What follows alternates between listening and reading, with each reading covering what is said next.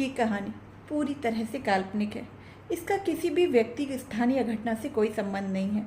ये कहानी सिर्फ और सिर्फ मनोरंजन और समाज में जागरूकता फैलाने के लिए बनाई गई है। शादी एक इश्क की शुरुआत सीज़न 2 का आज हम देख रहे हैं एपिसोड नंबर 30। इससे पहले के एपिसोड मैंने प्लेलिस्ट में मेंशन कर दिए हैं, तो आप उन्हें वहां जाकर देख सकते हैं। तो चलिए शुरू करते हैं आज का ये नया एपिसोड। रुद्र के ऐसे सवाल से आव्या बहुत ज़्यादा हैरान हो जाती है। आव्या बहुत ज़्यादा हैरानी से कहती है, व्हाट? रुद्र आव्या के चेहरे को फिर एक बार कहता है, can I propose you baby girl? आव्या ये सुनकर थोड़ा चिढ़कर कहती है, अब तुम मुझे प्रपोज करने के लिए भी पूछोगे? रुद्र सीरियसली, तुम बिना हद से ज़्यादा अजीब हो। रुद्र चुप रहता है और आव्या को बहुत ही गौर से देखता है। कुछ वक्त बाद रुद्र उसके गाल को सहलाते हुए कहता है, just tell me, can I propose you, yes और नो? आव्या खुशी से जल्दी से जवाब देती है, ऑफ कोर्स यस। बोलते ही उसके होंठों पर एकदम से बड़ी सी स्माइल आ जाती है। यस सुनकर रुद्र आव्या के बालों को कान के पीछे करता है, फिर उसके गाल पर किस करके कहता है, okay, get ready for my proposal. आव्या बहुत ज़्यादा एक्साइटेड होकर पूछती है, क्या तुमने ये पहले से तैयारी करके रखी है? रुद्र तुरंत जवाब देता है, नो। आव्या का खुशी भरा चेहरा एकदम से कंफ्यूज्ड हो जाता है। वो कंफ्यूज्ड होकर पूछती है, तो फिर तुम मुझे कैसे प्रपोज करोगे बिना तैयारी के? रुद्र कोई जवाब नहीं देता और आव्या को पकड़कर जीप खुद ड्राइव करके वहाँ से कुछ वक्त में ही निकल जाता है। आव्या भले ही कंफ्यूज थी, लेकिन वो बहुत ज़्यादा एक्साइटेड थी, क्योंकि रुद्र वैसे तो हमेशा ही बहुत अलग करता है, तो वो देखना चाहती थी कि इस बार वो कितना अलग करेगा। वहीं दूसरी तरफ दर्श इस वक्त रुद्र के फार्म हाउस पर था। वो इस वक्त अंदर जा रहा था। अंदर जाते ही उसकी नज़र सोफे पर डार्क एक्सप्रेशन लिए बैठी अंतरा पर जाती है। अंतरा इस वक्त सिर झुकाकर बैठी हुई थी और उसके चेहरे पर काफ़ी ज़्यादा सीरियस एक्सप्रेशंस थे। उसे देखकर समझ आ रहा था कि वो इस वक्त शायद गुस्से में है। दर्श पहले उसे देखकर हैरान हो जाता है, क्योंकि उसे नहीं पता था कि आखिर अंतरा कौन है। तभी उसे नैना की आवाज़ आती है, आप दरवाजे पर क्यों खड़े हैं? दर्श उस ओर देखता है तो उसकी नज़र नैना पर पड़ती है। नैना पास्ता बनाकर अंतरा की ओर लेकर जाते हुए कह रही थी। दर्श नैना की बात सुनकर अंदर आता है। नैना उससे कहती है, बैठिए, और अंतरा को पास्ता देते हुए कहती है, लो बच्चा।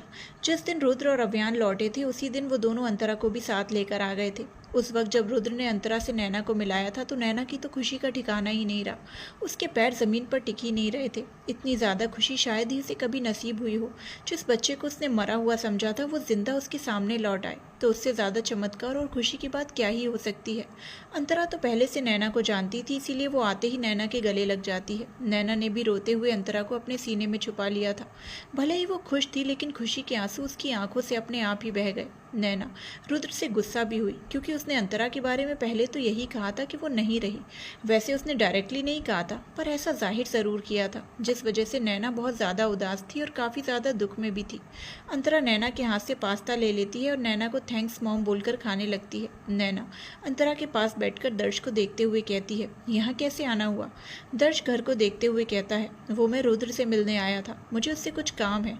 नैना दर्श को जवाब देती है, लेकिन रुद्र तो नहीं है, वो तो सुबह में ही निकल गया, अब पता नहीं कब आएगा। उसके आने का कोई ठिकाना ही नहीं है, रात को भी पता नहीं कब तक आएगा। दर्श के साथ अंतरा भी नैना की बात को बहुत ही गौर से सुन रही थी। रुद्र घर में नहीं रहता, ये अंतरा भी देख चुकी थी, और उसे थोड़ा थोड़ा ये भी समझ आ रहा था कि रुद्र किस वजह से घर में नहीं रहा करता है। वो बस कुछ बोलती नहीं है। नैना के इस जवाब से दर्श ऊह में जवाब देता है और अंतरा को देखते हुए पूछता है, ये बच्ची कौन है? दर्श जैसे ही ये सवाल करता है तो नैना कुछ बोलती, उससे पहले ही अंतरा कहती है, मैं कोई बच्ची नहीं हूँ। नैना हैरान हो जाती है अंतरा का जवाब सुनकर। अंतरा का जवाब बहुत ही खतरनाक ऑरा को दर्शा रहा था। उसने नॉर्मली नहीं कहा था। नैना अंतरा को समझाते हुए कहती है, बच्चा, अंकल ऐसे ही पूछ रहे हैं, आपको इतना रिएक्ट करने की ज़रूरत नहीं है। अंतरा नैना को देखती है। कुछ देर तक तो वो नैना को देखती है और फिर से कहती है, आप बहुत स्वीट हो mom, but I am not a child. 2 दिन में मैं पूरे 16 साल की हो जाऊंगी। नैना मुस्कुराते हुए अंतरा से कहती है, हाँ बच्चा, लेकिन आप तो हमारे लिए बच्ची ही रहेंगी ना? अंतरा नैना को जवाब देती है, मॉम, मैं आपके लिए बच्ची रहूंगी, किसी और के लिए नहीं। ऐसा कहते हुए अंतरा तिरछी नज़रों से दर्श को देखती है। दर्श भी बहुत ही गौर से अंतरा को देख रहा था। वो तो उसका ट्रेलर पहले ही देख चुका था। नैना अब दर्श को देखते हुए कहती है, ये मेरी बेटी है रुद्र, इसे कुछ दिन पहले ही यहाँ लेकर आया है। मुझे भी इसके बारे में पता नहीं था, but I am so happy कि मेरी बेटी जिंदा है। अंतरा खाते हुए कहती है, मुझे क्या होना था मॉम। इस पर नैना भी कोई जवाब नहीं देती। वहीं दर्श जब ये सुनता है कि नैना की बेटी है तो वो मुस्कुराते हुए कहता है, वाह, ये तो बहुत अच्छी बात है। वैसे इसे अपने डैड के बारे में पता है? अंतरा जैसे ही ये सुनती है तो क्यूरियस होकर दर्श को देखती है, क्योंकि उसे रुद्रांश के बारे में कुछ भी नहीं पता था। वहीं दर्श के इस सवाल से नैना का शांत चेहरा एकदम से दर्द में बदल जाता है और वो वहाँ से उठकर जाते हुए कहती है, मैं आपके लिए चाय लेकर आती हूँ। वहीं दूसरी ओर सौरभ अभी हॉस्पिटल से घर लौटा था। वो अपने कमरे की ओर जा ही रहा था कि तभी वो एक कमरे के सामने रुक गया। कमरे में इस्पराह बैठकर रो रही थी। वो जब से आई थी उसका कुछ वक्त तो रोने में ही निकल जाता था। सौरभ जब उसे रोते हुए देखता है तो उसे बिल्कुल भी अच्छा नहीं लगता। सौरभ कुछ देर तक वहाँ पर खड़ा हुआ उसे देखता रहता है और फिर आदित्य के कमरे की ओर बढ़ जाता है। आदित्य भी अभी ही घर लौटा था। वो ज़्यादातर अब मुंबई के ही चक्कर लगाया करता था, क्योंकि वहाँ सिंघानिया विला फिर से तैयार हो रहा था। अनुराग और अर्जुन तो अब उधर ही रहने लगे थे, ताकि वो अच्छी तरह से सिंघानिया विला को बनते हुए देख पाएं। और वैसे भी उनकी कंपनी उधर ही थी। मुंबई में अब तक जो उनकी कंपनी बंद हुई थी उसने वो सब खोल लिया था। पहले की तरह ही अर्जुन और अनुराग अपनी कंपनी में काम स्टार्ट कर चुके थे। सौरभ आदित्य के कमरे के पास जाकर दरवाज़ा नॉक करता है। इस वक्त आदित्य लैपटॉप पर कुछ काम कर रहा था। नॉक होने से आदित्य उस ओर देखता है तो सौरभ को देखकर वो कहता है, इतनी फॉर्मेलिटी क्यों कर रहे हो, अंदर आ जाओ, वाइफ यहाँ पर नहीं है। वो होती तो शायद हम कुछ करते, तब तुमको ऐसी फॉर्मेलिटी करनी पड़ती। सौरभ सीधे अंदर जाकर आदित्य के पास बैठ जाता है और कहता है, पहले तो तेरी जबान से एक शब्द भी नहीं निकला करता था, और अब देखो, जिसमें कुछ बोलना नहीं चाहिए उसमें इतनी लंबी चौड़ा भाषण दे रहे हो। वक्त के बहुत ज़्यादा डेवलपमेंट हो रहे हो। क्या बात है, उम्र के साथ डेवलपमेंट भी होना चाहिए। सौरभ आखिर में आदित्य को टीस करते हुए कहता है। आदित्य सौरभ को घूरता है तो सौरभ हंसने लगता है। आदित्य भी धीरे से मुस्कुराता है और फिर अपने काम पर ध्यान देते हुए कहता है, आज पेशेंट की कमी हो गई क्या हॉस्पिटल में, या फिर उम्र की वजह से तुम 2-3 पेशेंट देखकर थक गए? आदित्य भी बड़ी ही सफाई से सौरभ की उम्र को टारगेट करते हुए कहता है। सौरभ को पता था कि वो आगे आदित्य से ज़्यादा लड़ नहीं पाएगा, इसीलिए वो नाम में सिर हिलाते हुए कहता है, ऐसी कोई बात नहीं है, मैं इतना भी बुढ़ा नहीं हुआ। आज ज़्यादा पेशेंट नहीं थे तो मैं जल्दी आ गया। वैसे तू भी इतना जल्दी कैसे आ गया? आदित्य जवाब देता है, मैं ऑफिस से कब गया था, आज मुझे कुछ दूसरे काम थे तो मैं ऑफिस नहीं गया। सौरभ अच्छा कहकर चुप हो जाता है। आदित्य भी चुप होकर अपना काम करने लगता है। कुछ पल की शांति के बाद सौरभ सोचते हुए कहता है, यार आदि, मुझे लगता है कि अब हमें शौर्य को बाहर निकाल देना चाहिए। जैसे ही सौरभ ये कहता है तो आदित्य के हाथ जो कब से लैपटॉप पर चलते जा रहे थे वो रुक जाते हैं। वो सौरभ को देखने लगता है। सौरभ आदित्य को बिना देखे आगे कहता है, देख, मैं भी ये सब भूल नहीं पा रहा हूँ, उसने जो हमारे साथ किया, पर मुझे लगता है कि उसे एक चांस देना चाहिए। यार, अब शौर्य सिर्फ अकेला नहीं है, उसकी वाइफ भी है। आई थिंक वो उसे बहुत ज़्यादा याद करती है। आज मैंने उसे देखा, वो बहुत रो रही थी। उसकी अब तक ज़िंदगी शुरू भी नहीं हुई है और बस दुख के घेरे में ही रह रही है। मुझे लगता है हमें शौर्य के लिए नहीं, लेकिन उसकी वाइफ के लिए तो सोचना चाहिए। हम जो भी करते हैं सबकी सेफ्टी और खुशी के लिए करते हैं, लेकिन अनजाने में ही हम उसकी वाइफ को बहुत ज़्यादा तकलीफ दे रहे हैं। आदित्य सौरभ को देखता रहता है।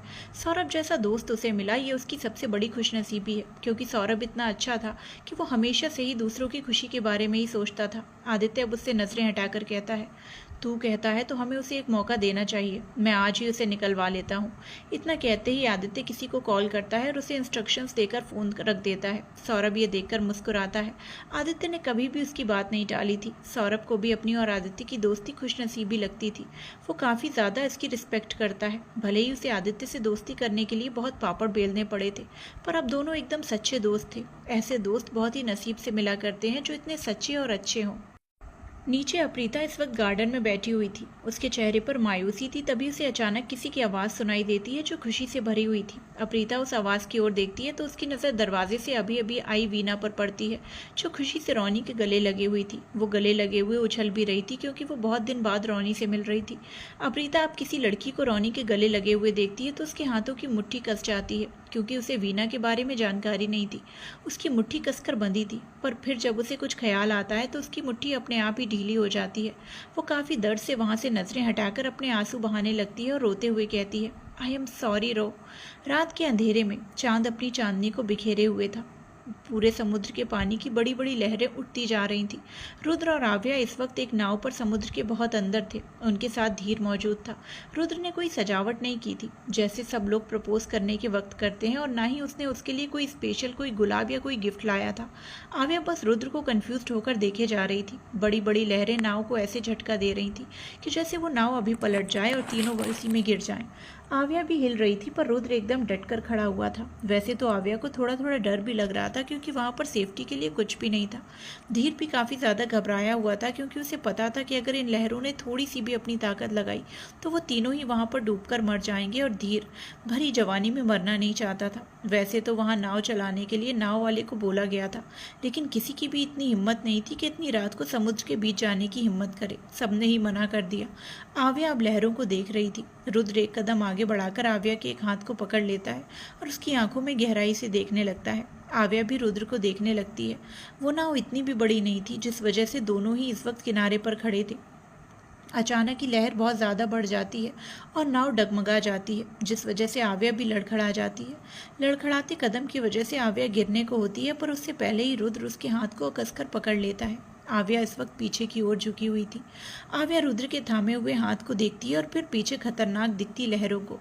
रुद्र उसे देखते हुए कहता है, सिर्फ पीछे खड़ी लहरें ही तुम्हारे लिए खतरा नहीं है, आगे खड़ा मैं भी तुम्हारे लिए खतरा ही हूँ। लेकिन हमारे बीच जो हमारे हाथ बंधे हैं, वो हाथ हमेशा ऐसे ही बंधे रहेंगे। चाहे तुम्हें किसी और से खतरा हो या मुझसे हो, ये हाथ कभी तुम्हें नहीं छोड़ेगा। आव्या बस एकटक रुद्र को देखती रहती है। उसकी बातें इतनी गहरी थी कि आव्या आज उसमें डूबते जा रही थी।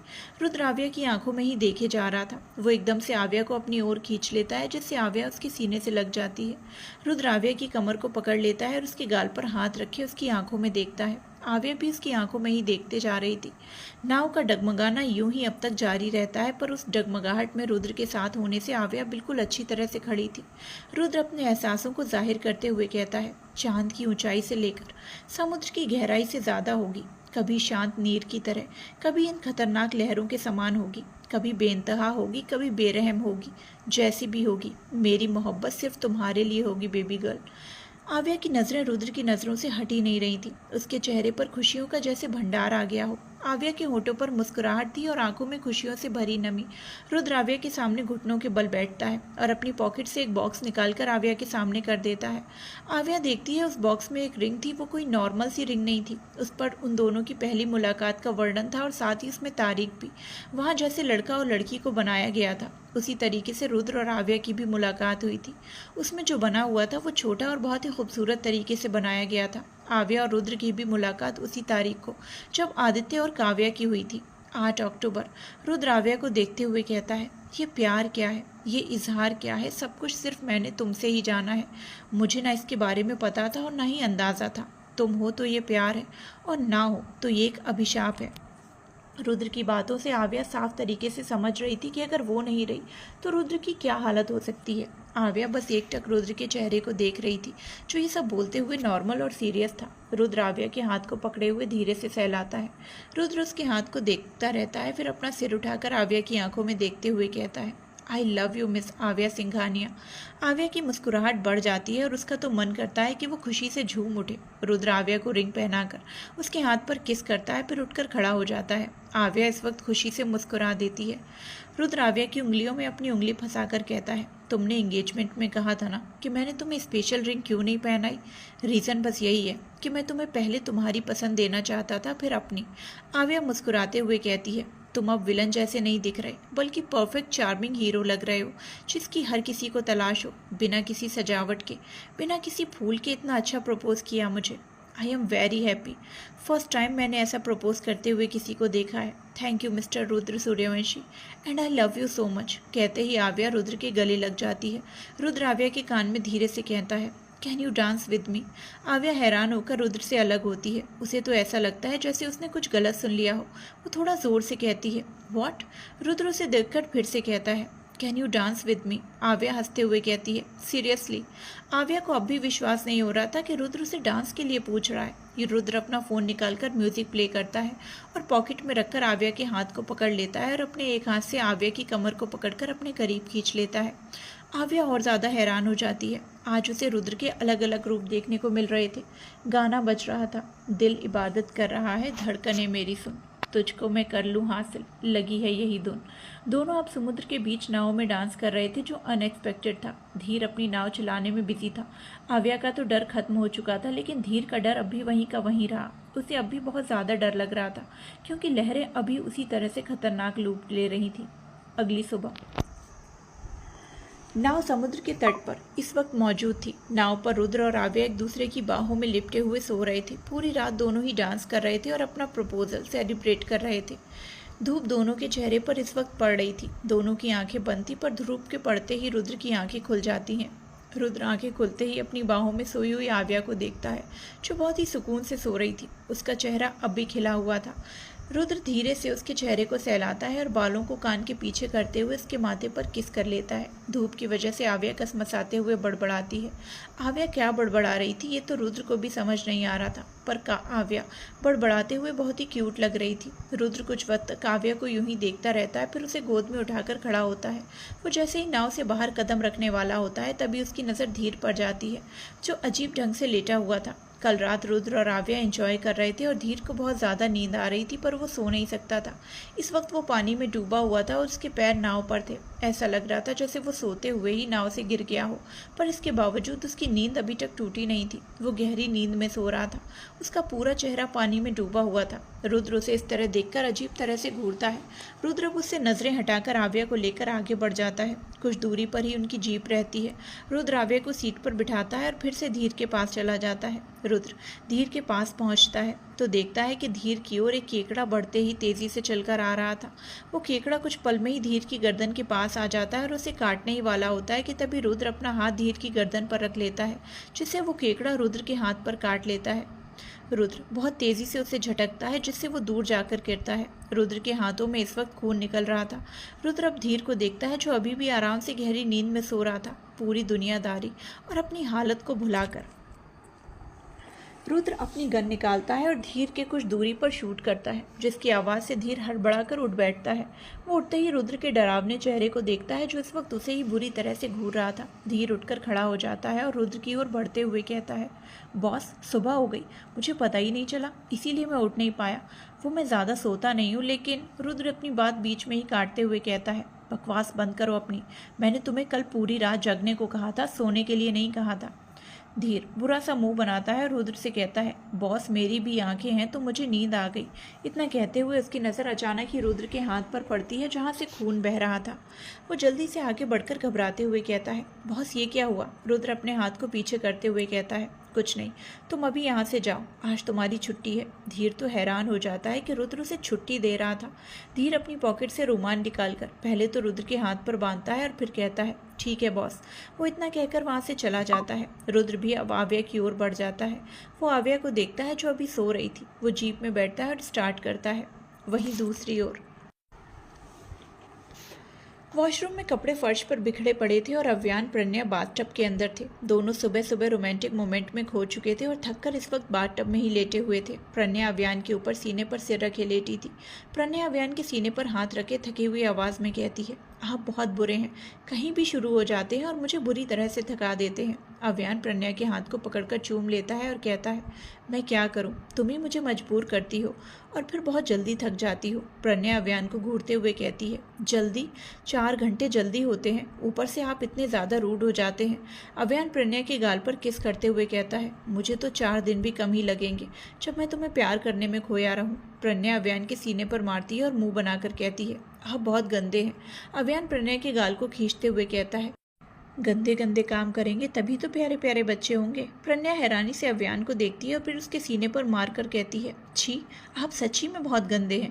प्रज्ञा का चेहरा देखकर अव्यान मुस्कुराता है और उसे अपनी बाहों में भर लेता है। कुछ देर शांत रहने के बाद प्रज्ञा खोए हुए कहती है, हमारे बच्चे होंगे तो हमें बस एक बात का अफसोस होगा कि पापा और मम्मा उन्हें नहीं देख पाएंगे। काश कि पापा और मम्मा जिंदा होते, मेरी खुशियाँ पूरी हो जाती।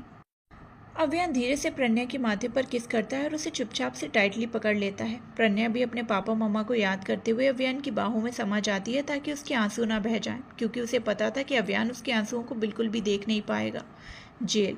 वैसे तो आदित्य शौर्य को रात में ही छुड़ाने वाला था, लेकिन रात को वो कर नहीं पाया तो सुबह ही उसे छुड़ाने के लिए बस सब आ गए। आदित्य के साथ सौरभ भी मौजूद था। दोनों इस वक्त चेयर पर बैठे थे और शौर्य के आने का इंतजार कर रहे थे। कुछ वक्त बाद कांस्टेबल शौर्य को लेकर आते हैं। शौर्य की नज़रें झुकी हुई थीं क्योंकि उसे किसी के भी नज़रें मिलाने की हिम्मत नहीं थी। वो अब तक खुद को बुरी तरह से गुनहगार ठहरा चुका था और उसे खुद को माफ़ करने का ज़रा भी मन नहीं हो रहा था। शौर्य के आते ही सौरभ खड़ा हो जाता है। आदित्य भी इंस्पेक्टर से हाथ मिलाकर खड़ा हो जाता है। सौरभ शौर्य के पास जाकर कहता है, चलो। इतना बोलते ही वो आगे बढ़ जाता है कि तभी शौर्य कहता है, क्यों निकाला है मुझे? मैं किसी के साथ रहने के काबिल नहीं हूँ। सौरभ ये सुनकर बिना पीछे मुड़े कहता है, हमें अच्छी तरह से पता है कि हम क्या कर रहे हैं। अगर तुम्हें अपने गुनाह का ज़रा भी गिल्ट है तो चुपचाप हमारे साथ आओ। शौर्य इसके आगे कुछ भी नहीं बोलता क्योंकि सौरभ उसके पापा थे, चाहे वो उसके रियल फादर ही क्यों ना हो, पर वो उसका फादर था। इसीलिए वो अब बिना कुछ बोले उसके पीछे जाता है। आदित्य और सौरभ दोनों बाहर चले जाते हैं। शौर्य भी जाता है और जिस कार में आदित्य और सौरभ बैठते हैं, शौर्य भी वहीं पर बैठ जाता है। उसके बैठते ही उनकी कार वहाँ से कुछ मिनटों में ही चली जाती है। इधर घर में सभी को बताया जा चुका था कि शौर्य वापस आ रहा है, तो काव्या उसकी रेडी हो रही थी। काव्या को शौर्य से वैसे भी ज़्यादा नाराज़गी नहीं थी। वो बहुत ही जल्दी सब भूल चुकी थी, भले ही उसने उसे हादसे में बहुत कुछ खोया था, लेकिन फिर भी काव्या उसे माफ़ कर चुकी थी। आखिरकार शौर्य बच्चा ही तो था। इस्प्रहा भी शौर्य के आने से खुश थी और खुशी की वजह से वो दरवाजे की ओर ही बार बार देखे जा रही थी। सभी को ये दिख रहा था और ये देखकर सभी उसके लिए बहुत ही ज़्यादा खुश थे। कुछ देर बाद आदित्य, सौरभ और शौर्य घर पहुंचते हैं। वो दहलीज पर कदम रखने ही वाले होते हैं कि तभी काव्या उन्हें रोक लेती है। आदित्य और सौरभ दोनों आगे देखते हैं तो काव्या इस वक्त आरती की थाल को लिए उनकी ओर ही आ रही थी। आदित्य ये देखकर आगे बढ़ जाता है। सौरभ वहीं खड़ा रह जाता है क्योंकि उसे शौर्य को अकेला नहीं करना था। काव्या शौर्य के पास खड़े हो जाती है और उसके गाल पर हाथ रखकर पूछती है, आप ठीक तो है ना? आई एम सॉरी, हम कभी आपसे मिलने नहीं आ पाए। काव्या शौर्य से मिलने जाना तो चाहती थी, लेकिन आदित्य ने उसे जाने से मना कर दिया था। इसीलिए काव्या कभी शौर्य से जेल कभी मिलने नहीं गई। शौर्य काव्या की बात सुनकर सिर उठाकर काव्या को देखता है। काव्या को देखकर उसे और उसकी बातें सुनकर शौर्य काफ़ी ज़्यादा हैरान था क्योंकि उसने कभी नहीं सोचा था कि कोई इसके साथ इतना अच्छा भी बिहेव करेगा। काव्या के सवाल का जवाब देने से काव्या फिर एक बार पूछती है, क्या हुआ, आप हमसे नाराज़ हैं? शौर्य जल्दी से ना में सिर हिलाता है। वो काव्या के हाथ को पकड़कर कहता है, आई एम सॉरी बड़ी मामी।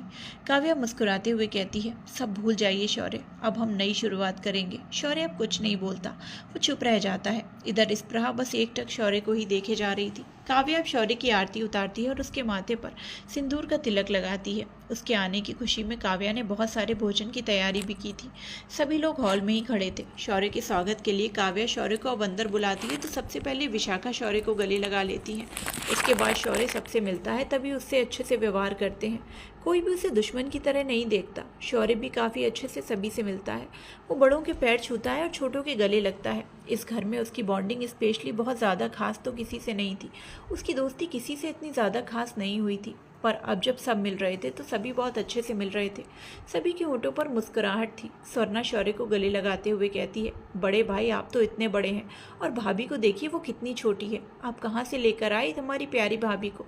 शौर्य जैसे ही सुनता है तो उसकी नज़र इस्प्रहा पर जाती है जो अब तक उसे एकटक देखे जा रही थी। शौर्य इस्प्रहा से नज़रें हटाता है। काव्या शौर्य के पास आकर कहती है, शौर्य आप पहले फ्रेश हो जाइए, फिर हम लोग साथ में लंच करेंगे। इस वक्त दोपहर हो चुकी थी तो सभी लंच के लिए शौर्य का ही इंतज़ार कर रहे थे। शौर्य हाँ में सिर हिलाता है। आव्या और स्वर्णा शौर्य के कमरे में ले चलते हैं, उसी कमरे में जहाँ इस्प्रहा रहती है। शौर्य कमरे में जाता है और कमरे को बहुत ही गौर से देखने लगता है। कुछ वक्त देखने के बाद वो वॉशरूम चला जाता है। कुछ देर बाद वॉशरूम से वो जैसे ही फ्रेश होकर निकलता है तो उसकी नज़र बाहर खड़ी इस्प्रहा पर जाती है जो उसी का इंतज़ार कर रही थी। उसे देखते ही शौर्य उससे नज़रें हटाकर अपने कपड़े लेने के लिए कबर्ड की ओर बढ़ता है। शौर्य आ गया ये जानकर उसके कपड़े पहले से कबर्ड में रख दिए गए थे। शौर्य कबर्ड से कपड़े निकालता है और उसे पहनने लगता है। इस्प्रहा उसके सामने जाती है पर इसके बावजूद शौर्य से बात नहीं करता। खुद को इग्नोर करता हुआ देखकर इस्प्रहा की आंखों में आंसू बहने लगते हैं। वो शौर्य से एकदम पास खड़े होकर कहती है, आप हमसे बात क्यों नहीं कर रहे? शौर्य से दूर होकर कहता है, देखो मैंने पहले ही तुम्हें क्लियर कर दिया है कि हमारे बीच कोई रिश्ता नहीं है। इनफैक्ट मैं यहाँ रहूँगा भी नहीं। मैं रात रात को यहाँ से चला जाऊँगा। शौर्य के ये बोलने पर स्प्रहा का दिल बुरी तरह से टूट जाता है। उसकी आंखों से आंसू लगातार बहने लगते हैं। वो शौर्य के और करीब जाकर उसके हाथ को पकड़ लेती है और कहती है, क्यों कर रहे हो मेरे साथ ऐसा? आप जहाँ जाओगे मैं वहीं जाऊँगी। शौर्य अपने हाथ को स्प्रहा से छुड़ाकर कहता है, देखो तुम मेरे साथ नहीं रह सकती। तुमने बिना मतलब के अपनी ज़िंदगी क्यों बर्बाद कर रखी है? मैं किसी के साथ रहने के काबिल नहीं हूँ। स्प्रहा जल्दी से कहती है, मुझे फ़र्क नहीं पड़ता, मुझे बस आपके साथ रहना है। शौर्य अब उससे कुछ नहीं कहता, वो बस स्प्रहा को देखता रहता है।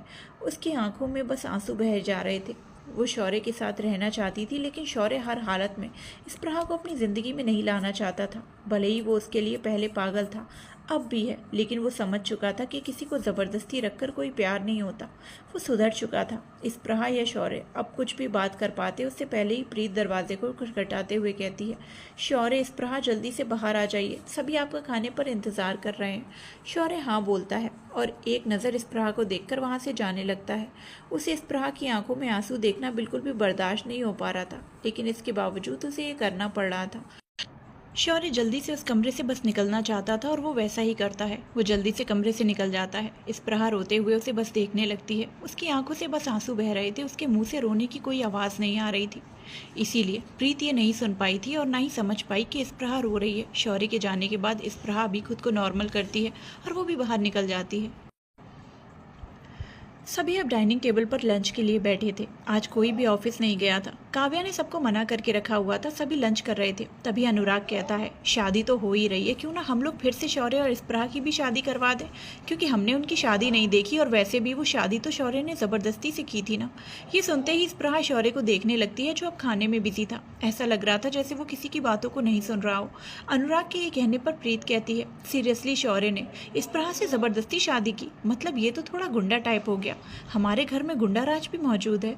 इस पर सपना कहती है, अभी स्प्रहा को पूछ लो, क्या पता वो अभी शौर्य को पसंद ना करती हो, अभी भी ज़बरदस्ती यहाँ रह गई हो। श्रेष्ठा भी बीच में कहती है, हाँ बिल्कुल सही, हो सकता है कि शौर्य ने उसे धमकी दी हो अपने साथ यहाँ रुकने के लिए। स्प्रहा ये सब सुन रही थी और उसे बोलने का भी मन हो रहा था कि शौर्य ने उसे कुछ नहीं कहा, लेकिन वो बोल ही नहीं पा रही थी। स्प्रहा के पास बैठी अप्रीता स्प्रहा के कंधे को थोड़े से हिलाकर कहती है, भाभी, आपको आप हमारे भाई पसंद हैं या फिर अभी भी आप ज़बरदस्ती रह रही हैं? स्प्रहा बहुत ही धीरे से कहती है, हमें उनसे शादी करने में कोई हर्ज नहीं है। ये सुनते ही सभी खुश हो जाते हैं और कुछ तो हल्ला भी करते हैं, पर जैसे ही उनकी नज़र आदित्य की डरावनी नज़रों पर जाती है तो सभी चुप हो जाते हैं। खाने के वक्त ऐसा करना आदित्य को बिल्कुल भी पसंद नहीं था। वंशज और रूमानी भी वहाँ मौजूद थे और वो बस शौर्य को देख रहे थे, जो किसी से भी बात करने में कंफर्टेबल फील नहीं कर रहा था। वंशज और रूमानी का बेटा अब तक वापस नहीं आया था। वैसे भी वो ऐसे ही गायब रहता था। उसे इतना ज़्यादा काम था कि वो बहुत कम ही उनसे मिल पाता था।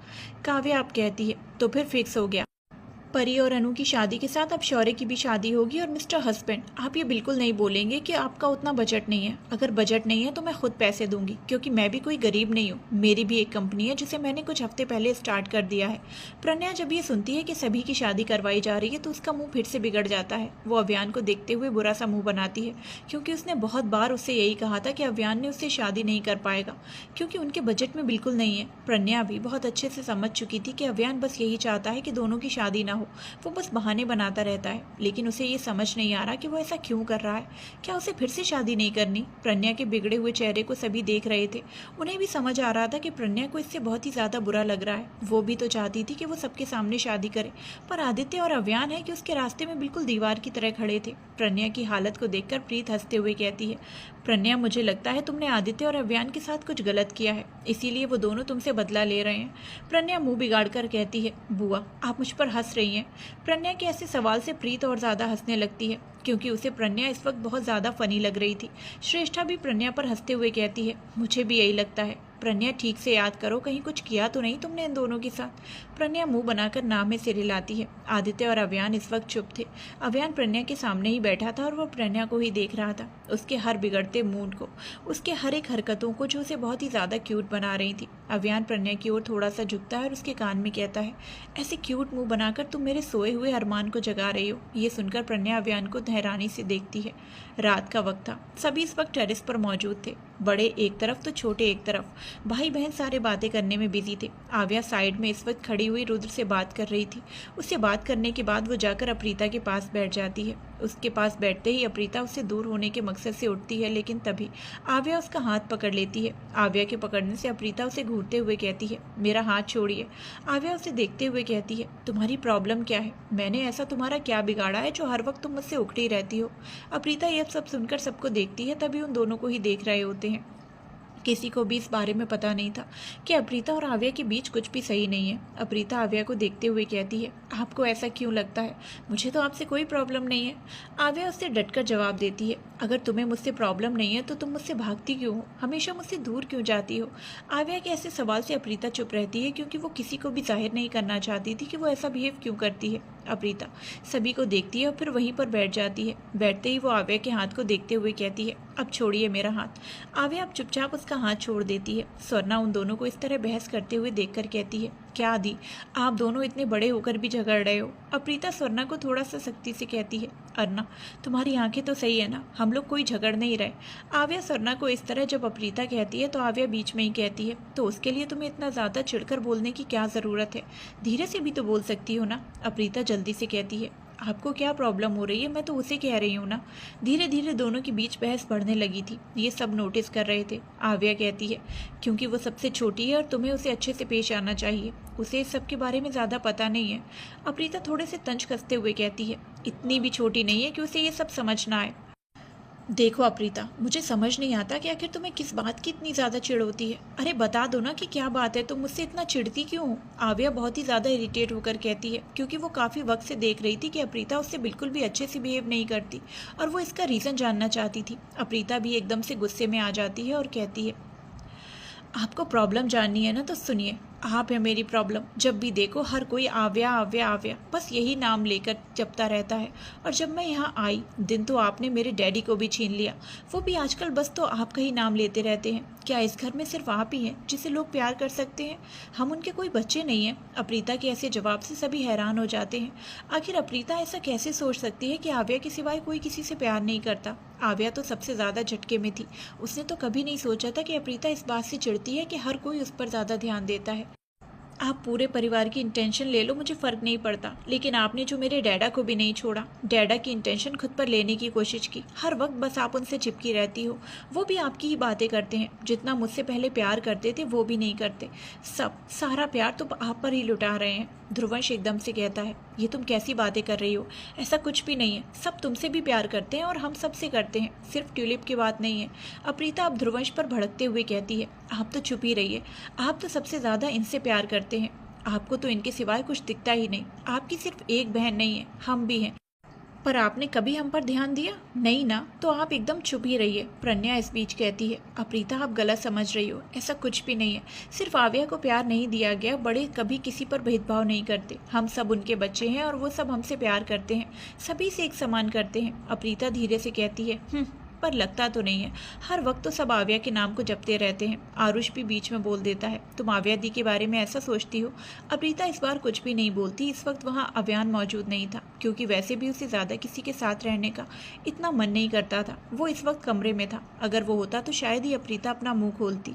अनु और शिवा एक दूसरे से साइड में जाकर बात कर रहे थे, लेकिन जब उन दोनों ने ये देखा कि सबके बीच बहस हो रही है तो दोनों सबके पास आ गए और मामले को जानने के लिए कुछ देर तक खड़े रहे। जब उन्हें समझ आता है कि बात क्या है तो अनु भी एकदम से कहती है, अप्रीता ये गलत है, तुम ऐसा कैसे सोच सकती हो? अप्रीता एकदम से खड़ी होकर चिल्लाती है, हाँ मैं ही गलत हूँ, हर वक्त मैं ही तो गलत रहती हूँ। अब देखो मेरी तरफ कौन सपोर्ट कर रहा है। हर कोई तो आव्या को ही सपोर्ट कर रहे हैं ना, और फिर मुझे बोल रहे हैं कि सब कोई सबसे प्यार करते हैं। अगर ऐसा होता तो कोई मुझे भी सपोर्ट करता। ध्रुवंश एकदम से कहता है, बिल्कुल भी नहीं, हम ट्यूलिट को बिल्कुल भी सपोर्ट नहीं कर रहे। हम सही का सपोर्ट कर रहे हैं, सच का सपोर्ट कर रहे हैं। तुम गलत समझ रही हो और पता नहीं तुम्हारे दिमाग में किसने ये सब घुसा दिया। अप्रीता ध्रुवंश को देखते हुए कहती है, किसी ने घुसाया नहीं है भाई। आव्या भी एकदम से खड़ी होकर कहती है, अगर किसी ने घुसाया नहीं तो तुम्हारे दिमाग में ये सब बातें आई भी कैसे? अरे तुम ऐसे कैसे सोच सकती हो कि सब सिर्फ मुझसे प्यार करते हैं? अप्रीता मुंह बिगाड़ने को होती है और अपने दोनों हाथों को अपने सीने पर बांध लेती है। अप्रीता इस वक्त गुस्से में थी। अप्रीता अब आव्या को देखकर कहती है, जब कोई तुमसे प्यार करे और कोई उसे छीनने की कोशिश करे तो बहुत ही ज़्यादा तकलीफ होती है। अगर अब मैं कहूँ कि आपका रुद्र मुझे दे दो तो आपको कैसा लगेगा? आव्या जैसे ही ये सुनती है तो उसका जैसा दिमाग ख़राब हो जाता है। वो जल्दी से आगे बढ़कर अप्रीता को एक थप्पड़ मार देती है। अप्रीता भी कुछ कम नहीं थी, वो भी अपना हाथ उठाने के लिए आगे बढ़ रही थी। तभी ध्रुवंश उसका हाथ पकड़कर जोर से चिल्लाता है, स्टॉप इट, क्या कर रहे हो तुम दोनों। अप्रीता गुस्से से कहती है, मुझे मारा तब तो आपने रोका नहीं, अब जब मैं उन्हें मारने जा रही हूँ तो आप मुझे रोक रहे हैं। आव्या भी गुस्से से भड़कते हुए कहती है, तो तुम बकवास करोगी, मैं तुम्हें मारूंगी नहीं तो क्या करूंगी। तुम्हारी हिम्मत भी कैसी हुई अपनी जुबान से रुद्र का नाम लेने की, वो सिर्फ मेरा है, समझी तो। हाँ तो मेरे डैडा भी सिर्फ मेरे हैं, तो फिर आप उन्हें क्यों छीन रही हैं। जिस तरह आप मेरे डैडा को छीन रही हो उसी तरह मैं भी देखना आपके रुद्र को छीन लूंगी। आव्या का गुस्सा और ज़्यादा भड़कने लगा था। वहीं दोनों के बीच ऐसे झगड़ा होने से अब सभी बड़ों को ये सुनाई दे रहा था। वो सब थोड़े दूर थे इसीलिए उन्हें कुछ भी सुनाई नहीं दे रहा था, लेकिन अब जब उनका झगड़ा बढ़ गया तो उनकी आवाज़ बहुत ज़्यादा आने लगी थी। इस वजह से सभी वहां पहुंचे। प्रीत अप्रीता और आव्या दोनों को देखते हुए कहती है, क्या हुआ, तुम दोनों इस तरह से झगड़ क्यों रही हो। आव्या अप्रीता को घूरते हुए कहती है, देखिए बड़ी मॉम, ये अप्रीता पता नहीं क्या क्या बकवास कर रही है। प्रीत के साथ सभी अब अप्रीता को देखने लगते हैं तो अप्रीता भी आव्या को गुस्से से घूरते हुए कहती है, मैं कोई बकवास नहीं कर रही हूँ, आप मेरे डैडा को छीन रही हैं। अर्जुन जब ये सुनता है तो वो भी काफ़ी ज़्यादा हैरान हो जाता है। अप्रीता अर्जुन के लिए बहुत ज़्यादा पॉजिटिव थी। ये बात प्रीत और अर्जुन दोनों को ही पता थी। अर्जुन अप्रीता के पास जाकर उससे बोलता है, ये क्या बोल रही हो बच्चा, ऐसा कुछ भी नहीं है, मैं तो सिर्फ आपका डैडा हूँ ना।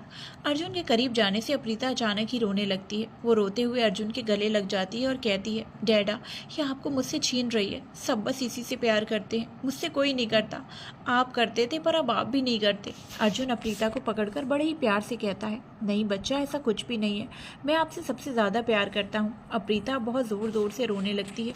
उसकी हालत को देखकर अब सभी को बहुत ज़्यादा बुरा लगता है। आव्या तो अपने हाथ को अब देखने लगती है क्योंकि इसी हाथ से उसने अप्रीता को थप्पड़ मारा था। अब उसे इस बात का पछतावा हो रहा था। अर्जुन अप्रीता को उठाकर ले जाता है। सभी बस उन दोनों को देखते रहते हैं। काव्या अब आव्या को देखते हुए कहती है, परी आपने उन्हें कुछ किया तो नहीं ना, और आपको उनसे अच्छे से बात करनी चाहिए थी। ये कोई बात नहीं हुई कि इसके लिए आप झगड़ा करने लग जाएं। आप सबसे बड़ी हैं, आपको ये सब समझना चाहिए ना। आव्या तुरंत ही कहती है, मम्मा मैं उसे समझा ही रही थी लेकिन ये पता नहीं क्या क्या बोले जा रही थी। प्रीत जल्दी से कहती है, काव्या इसमें प्रिंसेस की कोई गलती नहीं है, अप्रीता ही ज़्यादा बिगड़ चुकी है। अर्जुन ने इसे अपने प्यार में बहुत ज़्यादा बिगाड़ के रखा है, इसके दिमाग में कुछ भी चलता रहता है। अर्जुन भी कभी मना नहीं करते ना। तो इतना कहते हुए प्रीत एकदम से चुप हो जाती है। प्रीत भी अब वहाँ से चली जाती है। काव्या ये सब देखकर बहुत ज़्यादा परेशान हो जाती है। वो कभी भी नहीं चाहेगी कि इस तरह उसके रिश्तों के बीच दरार आए।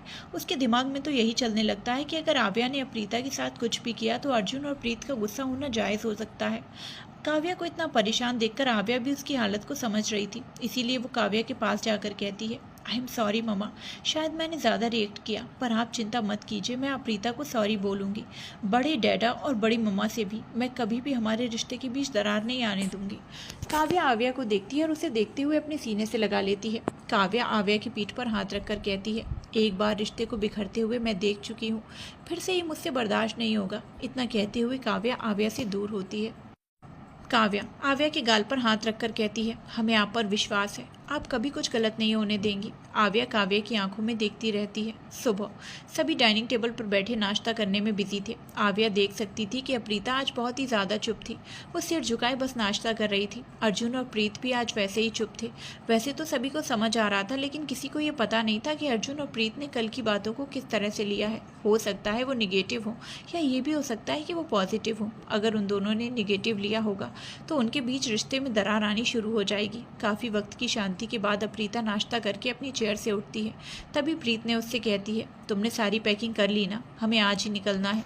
जब सब ये सुनते हैं तो सभी एकदम से हैरान हो गए। किसी को कुछ पता नहीं था कि आखिर अप्रीता कहाँ जा रही है। तभी काव्या प्रीत से पूछती है, प्रीत क्या अप्रीता कहीं जा रही है। प्रीत कुछ पल तो चुप रहती है और फिर कहती है, सिर्फ अप्रीता नहीं जा रही, हम तीनों ही यहाँ से जा रहे हैं। यहाँ से जाने की बात सुनकर सभी फिर एक बार हैरान हो जाते हैं। उन्हें झटका भी लगा। सपना एकदम से कहती है, जा रहे हैं मतलब कहाँ जा रहे हैं आप लोग। प्रीत कुछ बोल पाती तभी अर्जुन अचानक उठकर कहता है, प्रीत हमें निकलना चाहिए। इतना कहते ही वो वहाँ से चला जाता है। किसी को कुछ समझ नहीं आ रहा था कि आखिर ये सब ऐसा बिहेव क्यों कर रहे हैं। श्रेष्ठा एकदम से कहती है, प्रीत बताओ हुआ क्या है, कहाँ जा रहे हो तुम लोग। प्रीत अर्जुन और अप्रीता को जाते हुए देखते हुए कहती है, वो कल जो हुआ उसके बाद हमने तय किया है कि हम कुछ देर बाहर घूम कर आएंगे। कल की वजह से अर्जुन ने ये तय किया कि वो हमेशा अप्रीता के करीब रहें और किसी के नहीं। ऐसा कहते हुए प्रीत आव्या को देख रही थी। आव्या को ये बात अजीब सी लग रही थी। प्रीत अब सबको देखकर वहां से चली जाती है। विशाखा ये सब देखकर थोड़ा परेशान होकर कहती है, ये सब क्या हो रहा है? अनु और आव्या की शादी पहुंच रही है और पता नहीं अब क्या क्या होने वाला है। काव्या प्रीत को जाते हुए देखकर विशाखा से कहती है, हमें लगता है शायद उन्होंने सही फैसला किया, उन्हें एक बार घूम लेना चाहिए, और वैसे भी अभी शादी में 3 हफ्ते हैं। विशाखा जल्दी से कहती है, काव्या आप समझ नहीं रही, 3 हफ्ते इतने ज़्यादा वक्त नहीं है। 2 हफ्ते पल भर में गुजर जाएंगे और अर्जुन प्रीत पता नहीं कब तक लौटेंगे, वो तो कुछ बता ही नहीं रहे। सबका नाश्ता खत्म होते ही अर्जुन, प्रीत और अप्रीता अपना बैग लेकर बाहर आते हैं। सबने कल रात को ही पैकिंग कर ली थी। उनका जाना सबको अच्छा तो नहीं लग रहा था, पर वो कुछ कर भी नहीं सकते थे। आव्या को सबसे ज़्यादा बुरा लग रहा था, इसीलिए वो जल्दी से उनके पास जाकर कहती है, बड़े डैडा आप ऐसे क्यों जा रहे हैं? मेरी गलती है ना, तो मैं आप सबसे माफ़ी मांगती हूँ। देखिए आप इस तरह नहीं जा सकते, मुझे बिल्कुल भी अच्छा नहीं लग रहा। आव्या इस वक्त अर्जुन के थोड़े पास आ चुकी थी, जिसे देखकर अप्रीता उन दोनों के बीच में आ जाती है। अप्रीत अर्जुन के एकदम करीब खड़ी होकर अर्जुन को आव्या से दूर करती है। उस सबको ये दिख रहा था और ये उन देखकर उन्हें बिल्कुल भी अच्छा नहीं लग रहा था। अप्रीता आव्या से बहुत ज़्यादा इनसिक्योरिटी फील कर रही थी। उसे बस यही लग रहा था कि आव्या अर्जुन को उससे छीन रही है, जो बात आव्या को भी अच्छी नहीं लग रही थी। आव्या अप्रीता को समझाते हुए कहती है, अप्रीता देखो तुम गलत समझ रही हो, मैं तुम्हारे डैडा को नहीं छीन रही, वो सिर्फ तुम्हारे डैडा हैं और वो तुमसे बहुत प्यार करते हैं, मैं तुम दोनों के बीच क्यों आऊँगी? अप्रीता आव्या से मुंह फेर कर खड़ी हो जाती है, क्योंकि वो आव्या से बिल्कुल भी बात नहीं करना चाहती थी। वो तो आव्या की शक्ल तक नहीं देखना चाहती थी। वो इनसिक्योरिटी में आव्या से नफरत करने लगी थी। उसे ये खुद नहीं पता कि वो क्या कर रही है। प्रीत आव्या को देखते हुए कहती है, प्लीज़ प्रिंसेस हमें जाने दो और तुम चिंता मत करो, हम तुम्हारी शादी तक आ जाएंगे। तब तक के लिए अप्रीता का तुमसे दूर रहना ही बेहतर है। अप्रीता का आव्या से दूर रहना सही है। ये बात सुनकर आव्या को बहुत ही ज़्यादा दर्द होता है। वो अब और कुछ नहीं कहती। प्रीत सबको देखकर बाय बोलती है। अर्जुन भी सबको एक नज़र देखता है और बिना कुछ बोले कार की ओर बढ़ जाता है। तीनों कार में बैठ जाते हैं और वहाँ से पल भर में अपना सफ़र तय करने के लिए चले जाते हैं। सभी बाहर खड़े बस कार को जाते हुए देखते रहते हैं। 2 घंटे बाद ध्रुवंश आव्या को अस्पताल छोड़ने जाता है। दोनों इस वक्त कार में बैठे हुए थे। आव्या सोच में डूबी हुई थी। ध्रुवंश भी कुछ सोच रहा था। वो सोचते हुए कहता है, ट्यूलिप तुम्हें नहीं लगता कि शायद अप्रीता रुद्र को पसंद करती है? उसने कल जिस तरह से तुम्हारे और रुद्र के रिश्ते के बारे में बोला, मुझे यही फील हुआ। आव्या ध्रुवंश को देखती है और फिर वो कुछ सोचते हुए कहती है, अगर ऐसी बात थी तो वो मुझे डायरेक्ट भी तो बोल सकती थी। फिर थोड़ा रुक कर, मुझे नहीं लगता अप्रीता इतनी ज़्यादा भी बुरी है। बुरी तो नहीं है, शायद उसे बहुत बड़ी मिसअंडरस्टैंडिंग हो गई है। ध्रुवंश कहता है, आई थिंक तुम ठीक कह रही हो, लेकिन ये बात सोच कर देखो, अगर अप्रीता रुद्र को पसंद करती होगी तो तुम क्या करोगी? आव्या ध्रुवंश को देखती है और कहती है, तुम्हें क्या लगता है कि मैं क्या करूंगी? आव्या के इस तरह बोलने से ध्रुव सोचने लगता है कि आखिर आव्या क्या कर सकती है। ध्रुवंश बहुत देर बाद कहता है, मुझे नहीं पता तुम क्या करोगी। जहाँ तक मुझे पता है तुम दोनों से ही बहुत प्यार करती हो। अब किसे चुनूंगी वो तो तुम ही जानो। आव्या कड़वाहट से मुस्कुराते हुए कहती है, अगर ऐसा हुआ तो रुद्र के साथ हमारा कोई रिश्ता नहीं होगा।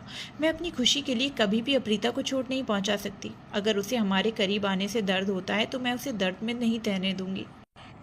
ध्रुवंश एकदम से कहता है, तो इसका मतलब तुम रुद्र को छोड़ दोगी? आव्या चुप हो जाती है। उसके पास अब इसका कोई जवाब नहीं था। ध्रुवंश फिर से कहता है, तुम छोड़ो या ना छोड़ो, लेकिन रुद्र तुम्हें नहीं छोड़ेगा। इनफैक्ट वो तो शायद तुम्हें उठा कर ले जाए या फिर अप्रीता को जान से मार दे, क्योंकि उसकी वजह से तुम उससे दूर जा रही हो। अगर उसने जान से मार दिया फिर तो वो मुझे कभी पा नहीं पाएगा, कभी नहीं। मैं अपनी बहन के कातिल के साथ कभी नहीं रहूँगी, शायद नफरत भी करने लग जाऊँ। आव्या शांति से जवाब देती है, जिसे देखकर ध्रुवंश मुस्कुराते हुए कहता है, अच्छा तो नफरत करने लगोगी? मुझे नहीं लगता। आव्या सीट से टिककर कहती है, देखो अंश, मेरे लिए रुद्र से ज़्यादा अपना परिवार इम्पोर्टेंट है। अगर डैडा और मम्मा में से किसी ने रुद्र को रिजेक्ट कर दिया होता तो सीरियसली मैं कह रही हूँ, मैं कभी रुद्र के साथ नहीं रहती, क्योंकि मैं उनके खिलाफ कभी खड़ी नहीं हो सकती। ध्रुवंश सोचते हुए हल्का मुस्कुराता है और कहता है, पर तुमने तो रुद्र के लिए मुझसे बात तक नहीं की थी, तुम्हें याद है? आव्या अब ध्रुवंश को घूरने लगती है और उसे घूरते हुए कहती है, बिकॉज तुमने मेरे कैरेक्टर पर शक किया था, और मेरे कैरेक्टर पर कोई शक करे ये मुझे बिल्कुल पसंद नहीं, क्योंकि ये कैरेक्टर मेरे मम्मा डैडा की परवरिश को दर्शाता है, और उनकी परवरिश पर एक भी आँच आए मुझे बर्दाश्त नहीं। ध्रुवंश अब चुप हो जाता है, क्योंकि बात सच थी कि उसने आव्या के कैरेक्टर पर शक किया था। आव्या उस वक्त को याद करते हुए एकदम से अपने सिर को झटकती है और कहती है, अंश, तुमने ना गड़े मुर्दे उखाड़कर मेरे मूड को ऑफ कर दिया। अब देखो मुझे हॉस्पिटल जाने का मन नहीं कर रहा। पता नहीं मेरा ध्यान कहाँ रह जाएगा। मैं किसको कहाँ इंजेक्शन लगा दूँ, किसी को कौन सी दवाई दे दूँ। एक काम करते हैं, आज हम लॉन्ग ड्राइव पर चलते हैं। ध्रुवंश जल्दी से कहता है, मैं तुम्हारे साथ लॉन्ग ड्राइव पर क्यों जाऊँ? मैं अपनी गर्लफ्रेंड के साथ जाऊँगा। तुम जाओ अपने बॉयफ्रेंड के साथ। आव्या मुँह बनाकर कहती है, नहीं, आज मुझे रुद्र के साथ कहीं नहीं जाना। मुझे आज तुम्हारे साथ जाना है। वो बड़ा ही खड़ूस है, पता नहीं क्या क्या करता रहता है। ध्रुवंश अजीब तरीके से आव्या को देखकर कहता है, क्या क्या करता रहता है मतलब? आव्या कहती है, तुम उसकी बातें मत करो, फिलहाल मुझे तुम्हारे साथ जाना है, चलो। ध्रुवंश कहता है, पर मैंने तो अपनी बेबी को प्रॉमिस किया था कि आज मैं उसे कहीं लेकर जाऊंगा। आव्या ध्रुवंश को देखते हुए कहती है, तुम्हारी बेबी तुम्हारे साथ हमेशा रहेगी और मैं कुछ वक्त तक, कुछ दिनों बाद मैं शादी करके चली जाऊंगी। कम से कम अब तो मेरे साथ घूम लो। तुम दोनों को तो रोज घूमते हो। ध्रुवंश कुछ वक्त सोचता है और फिर कयारा को एक मैसेज टाइप करके सेंड कर देता है कि वो आज उसे कहीं लेकर नहीं जा रहा। ध्रुवंश अब कार स्टार्ट करता है और पल भर में उनकी कार वहाँ से चली जाती है। वहीं दूसरी तरफ प्रज्ञा और सिद्धार्थ अपने स्क्रिप्ट के बारे में बात कर रहे थे। उनकी शूटिंग अभी शुरू ही नहीं हुई थी। प्रज्ञा फर्स्ट टाइम कर रही थी, इसीलिए सिद्धार्थ उसे सब कुछ बहुत अच्छे से समझा रहा था। स्क्रिप्ट समझते हुए सिद्धार्थ की नज़र बार बार दूर खड़ी स्वर्णा पर जा रही थी। स्वर्णा प्रज्ञा के साथ ही आई थी। स्वर्णा दूर पर खड़ी होकर तितलियों को पकड़ने की कोशिश कर रही थी। उसका बचपना इस वक्त कहीं ना कहीं निकल कर आ जाता था।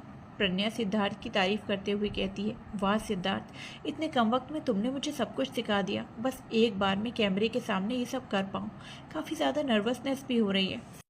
सिद्धार्थ अब स्वर्णा से नजरें हटाए प्रज्ञा को देखता है और कहता है, वैसे तुमने अपने हस्बैंड को बताया कि तुम मेरे साथ शूटिंग करने वाली हो? प्रज्ञा जैसे ये सुनती है अपने मुंह से जीभ को बाहर निकाल देती है, क्योंकि उसने अब तक अभियान को इस सब के बारे में नहीं बताया था कि वो सिद्धार्थ के साथ शूटिंग करने वाली है। प्रज्ञा थोड़ा परेशान होकर कहती है, फिलहाल तो नहीं बताया। मुझे हमेशा डर लगता है अगर मैंने बता दिया तो पता नहीं वो क्या करेंगे। अगर उन्होंने कुछ बुरा रिएक्ट किया तो ओ गॉड, सोचकर भी मुझे ज़्यादा डर लग रहा है। सिद्धार्थ मुस्कुराते हुए कहता है, इट मीन्स आप अपने हस्बैंड से डरती हैं। प्रज्ञा मुंह बिगाड़ते हुए कहती है, डरती? हाँ, बोल सकते हैं कि डरती हूँ, क्योंकि जब वो गुस्सा करते हैं ना तो एकदम जंगली भेड़िए की तरह मुझ पर अटैक करते हैं। ऐसा कहते हुए प्रज्ञा अजीब अजीब से मुंह बना रही थी, जिसे देखकर सिद्धार्थ मुस्कुरा रहा था। वहीं एक साइड में छिपकर अनन्या ये सब देख रही थी। अनन्या प्रज्ञा के सामने नहीं आ रही थी, वो बस उसे दूर से ही देख रही थी कि वो कैसी है। वहीं जहाँ प्रज्ञा अभियान की बुराइयों में लगी थी, सिद्धार्थ हंसते उसे देख रहा था और अनन्या ममता भरे एहसास को जाहिर करते हुए उसे देख रही थी। तो वहीं कुछ दूरी पर अभियान की नज़र अचानक ही सिद्धार्थ और प्रज्ञा पर जाती है। सिद्धार्थ और प्रज्ञा दोनों आमने सामने बैठे हुए थे और सिद्धार्थ हंस रहा था। अभियान इस वक्त अपनी मीटिंग के लिए कहीं जा रहा था और उसी वक्त उसकी नज़र कैफे पर पड़ी और जैसे ही प्रज्ञा को किसी लड़के के साथ देखता है तो उसके हाथों की मुट्ठियां कस जाती हैं। To be continued.